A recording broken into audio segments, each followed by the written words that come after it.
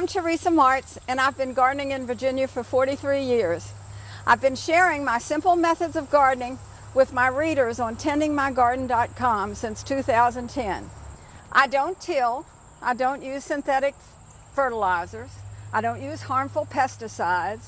I work with nature and use what she provides and feed my soil with organic materials, and then my soil in turn feeds my plants. I want to thank my friends Mark and Lucille for having the idea for this video and for being here today to make this possible for me. They're doing all this gratis, their time, and I appreciate it so much. Hopefully there will be more to follow. It's my first video and the month is August.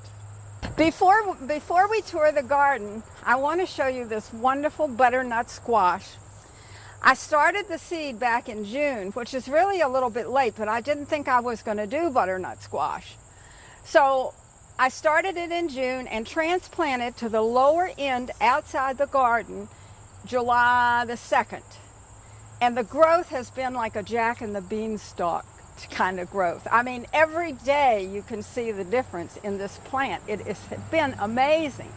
So I'm hoping we'll get some shots here. I've got 8 squash so far. 3 are small. The other 5 are really a good size for just growing squash. And when I planted, I counted the number of days. They could take at least 100 days to maturity, but I figure if the weather stays like it usually does, I'll be fine. You know, I should be harvesting either, before October or in October, somewhere along in there. But even November would be all right if the weather's normal. And while we're at the butternut squash, I want to show you a relative. I've just harvested these. They're called honey nuts. They're hybrids, which I usually don't grow because they don't come, when you plant the seed, it doesn't come true to the parent. So I really like open pollinated plants. But anyway, I got excited about these and I bought them, so now I've got them. But they're supposed to be absolutely delicious and they're supposed to be really sweet. Some people even eat them with ice cream, believe it or not. Okay, so that you can see the difference between the August garden and the June garden, we have a 1-minute pictorial for you to see what the June garden looked like, so you'll have something to compare. And then after that, I'll meet you in the garden.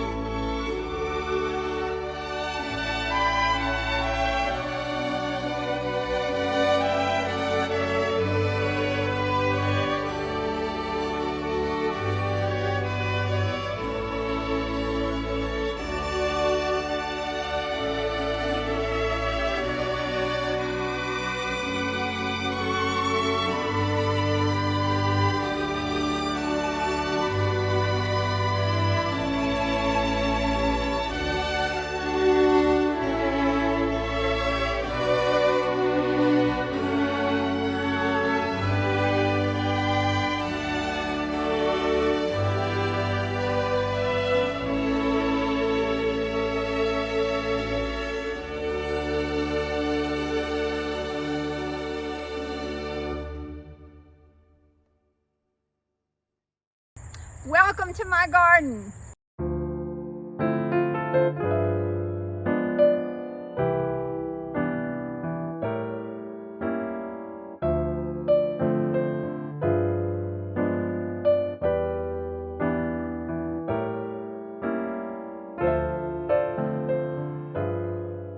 You'll see carrots all over the garden. Some of them are not this lush looking yet. But this particular, and I think it's, I forget the variety. But anyway, they seem to be coming a lot faster than the others that you're going to see. And the reason, carrots and cabbage are mainstays for me. Absolutely mainstays. And I have just found out recently that even organic foods, the organic cabbage and the organic carrots, can have a poison chemical on them, and they're certified organic.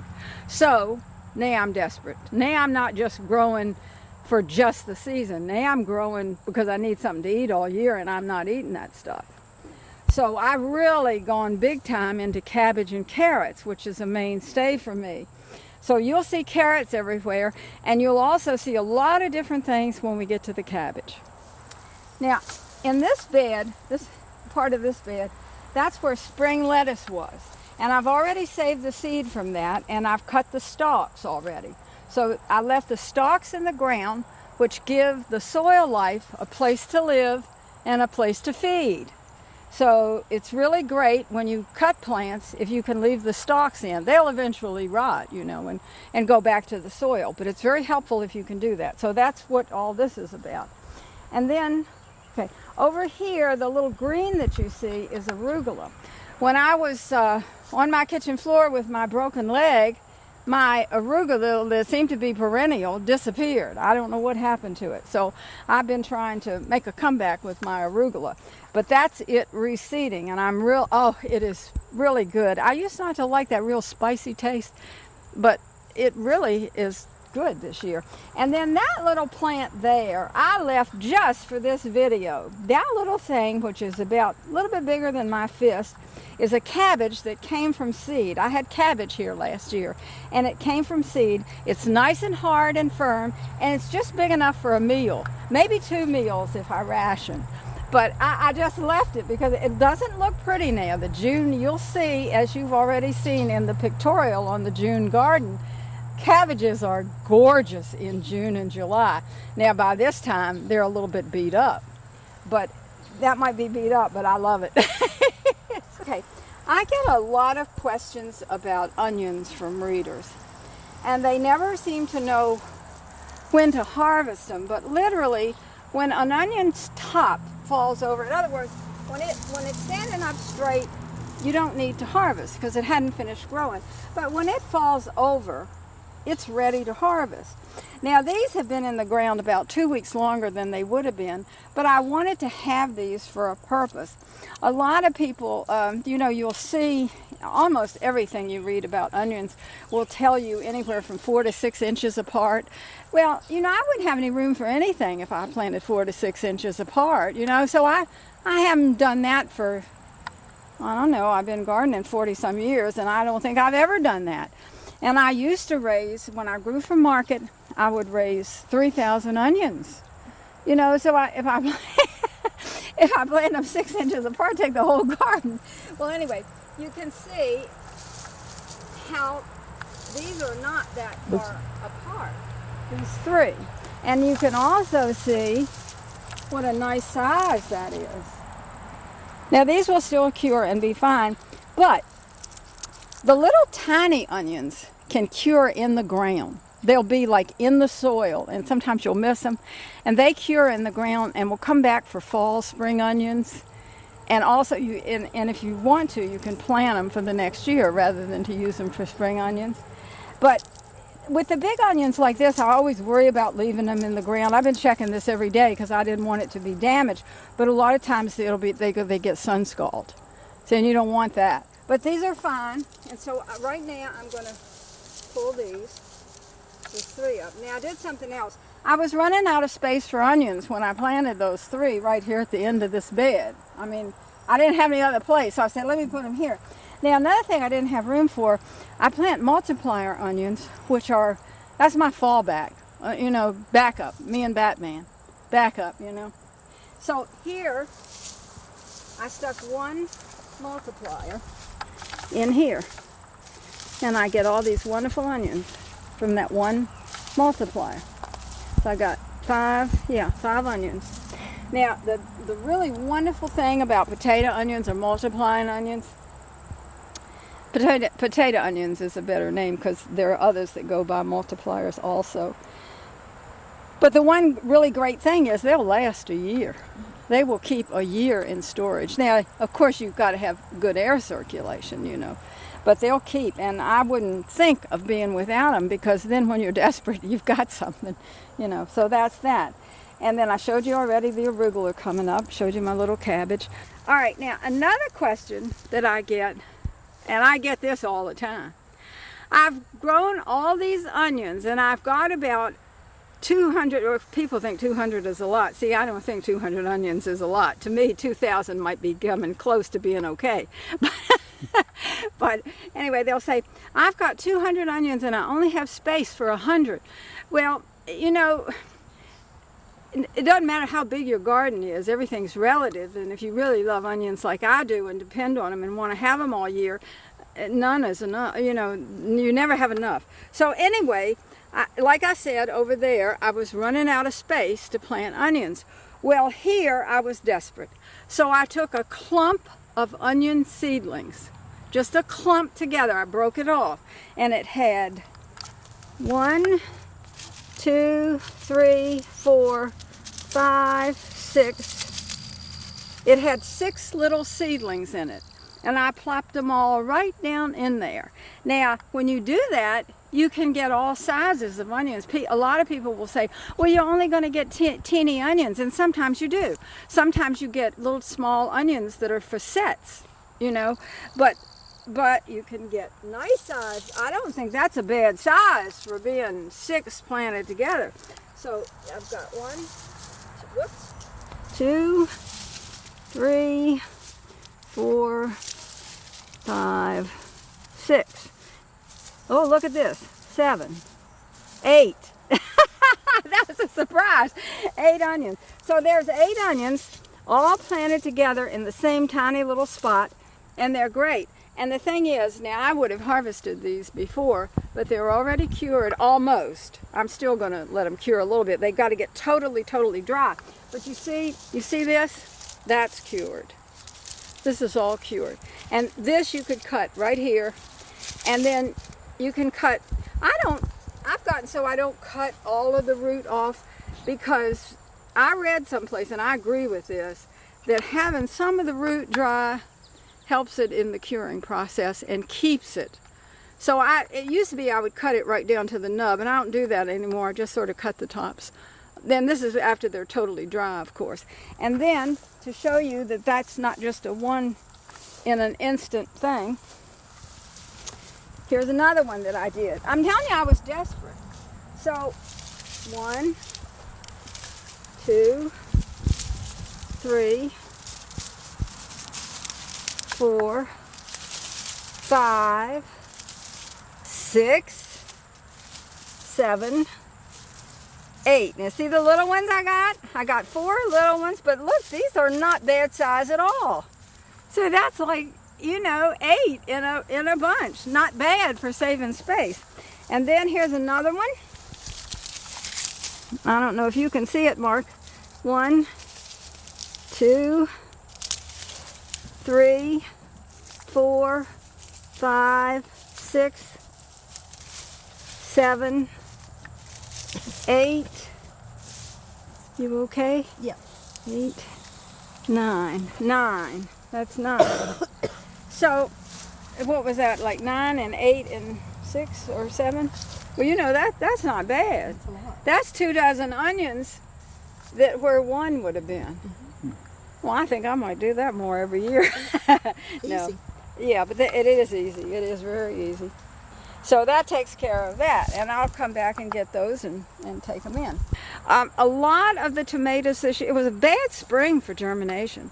Now, my seed that I saved germinated really well, but anything that I bought, I had a heck of a time with it. So most of the tomatoes that you see in the garden, which I love to have always a lot of tomatoes, are my tomatoes that volunteered. Now, I usually know where things have been planted in prior years, so I know what they are most of the time. Not all the time, but most of the time. But that's how I have tomatoes this year. I don't think I would have had any if I had had to rely on just, you know, planting somebody else's seed. Okay, that's radish going to seed. And I don't know why, it didn't give me anywhere near the seed that I'd hoped it would give me. But anyway, I put it on that little stake so I wouldn't forget where it was. It's not quite ready to harvest yet. And then the other thing that I wanted to show you, you see these little carrots right here? Well, I planted the whole bed, but it didn't come up.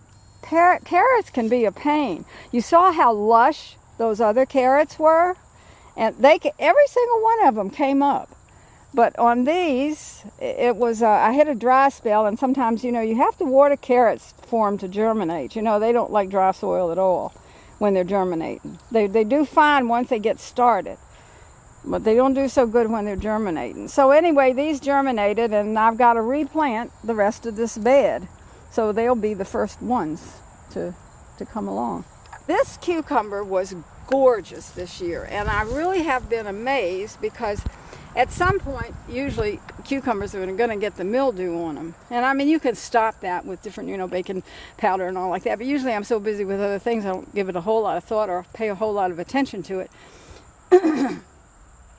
But this year they looked beautiful. Now they don't now because it's the end of their life. But let me tell you why they're still in the garden. I have already, I left 2 for seeds. You have to get the best results anyway, you have to have mature cucumbers. You can't just pick one and take the seed. I mean, you can, and you might get good germination, but then again, you may not. So to be on the safe side and to get the best that you can get, you want to leave the cucumbers on the plant. Now, one that I was hoping to have for today rotted before I could, you know, before this took place.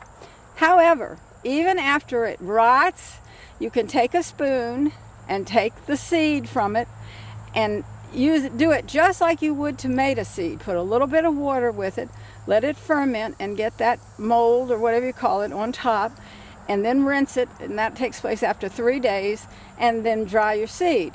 Well, you do the same thing with cucumbers. Now, the second cucumber that I saved for seed has been listening to my pleas to last. And here it is.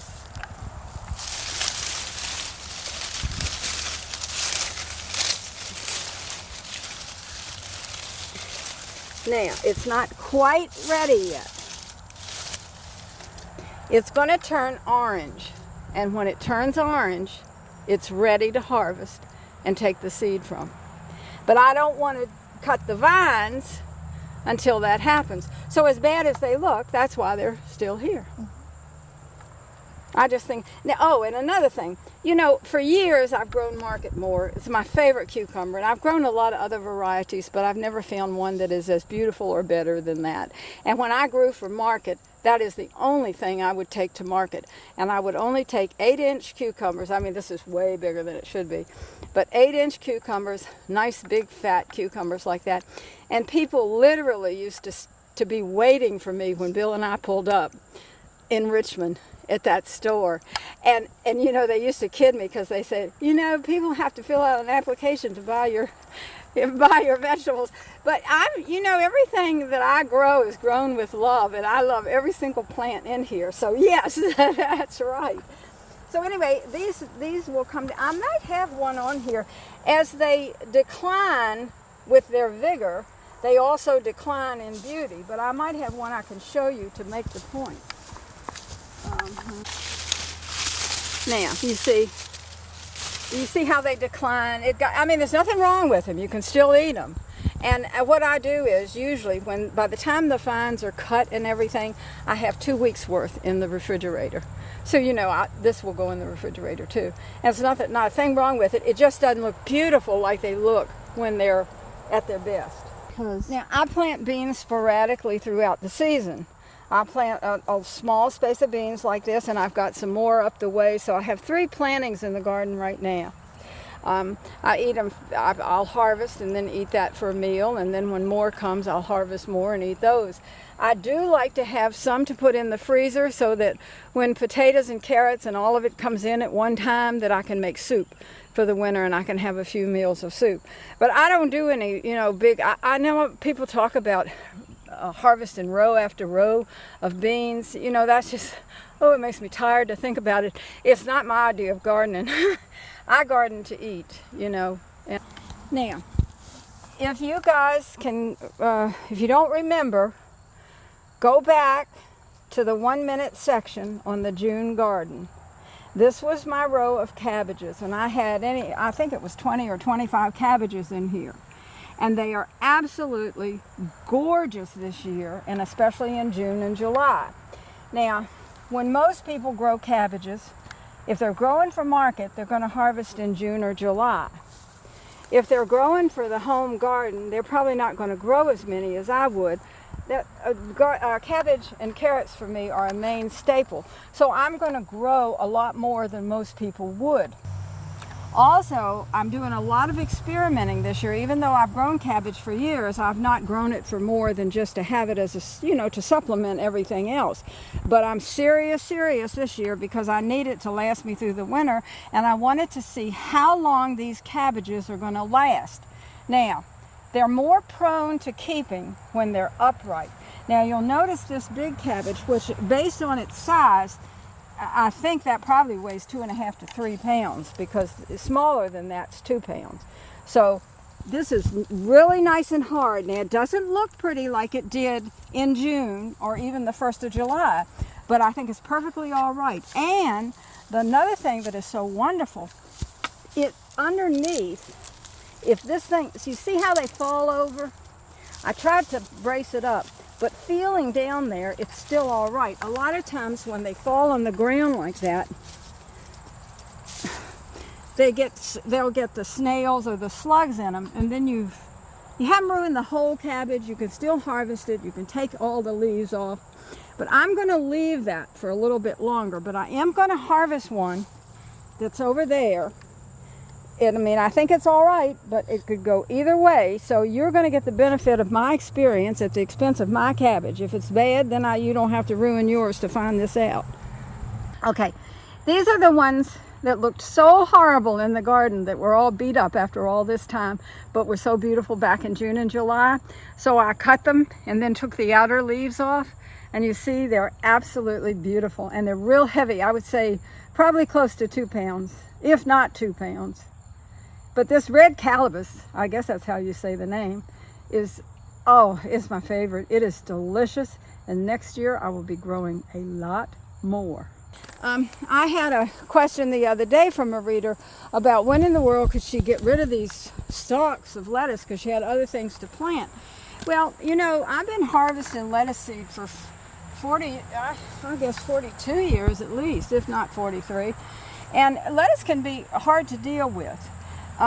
This is almost perfect if you want to cut it off, just the tops, and then put it in a bag and let it finish drying. It has to look, see how that's all covered with that white? Now the seed is under here. You see that? See the seed? So if you put this in a bag,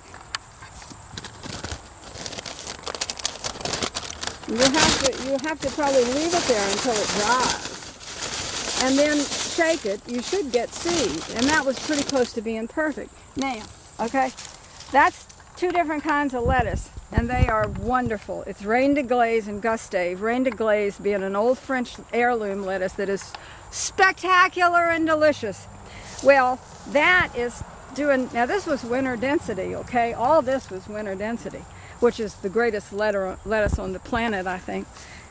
But this has not yet started. It's just coming into being seeded. So I'm going to have to really keep an eye on it because I really want to save this seed. And I always miss the seed on this. But this year, I'm going to try to do better. I hope you've enjoyed this video, and I hope that you've learned something that will be helpful to you in your garden. And if you have questions that you would like to see me address in future videos, if we have some future videos, please let me know. Go to Tending My Garden. My email address is on there, and you can write to me with questions, and I'll try to get to them and try to answer them for you. So until next time, I'll be here tending my garden.